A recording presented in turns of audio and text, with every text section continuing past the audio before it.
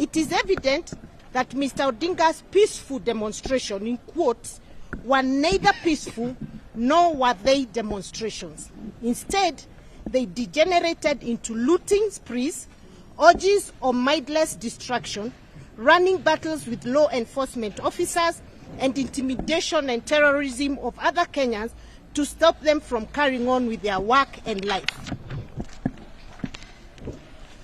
Lie number 2.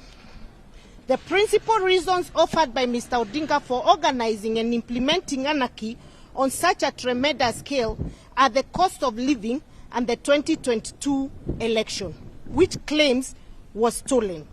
Yet, as recently as June 2022, Mr. Odinga was the government's foremost defender, attributing the rising cost of living to factors beyond the government's control, which also affected other countries.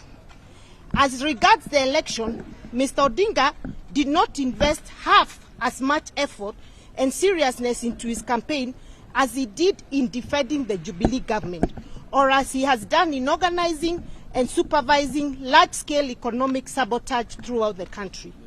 Moreover, Mr. Odinga's so-called peaceful demonstrations were a transparently disingenuous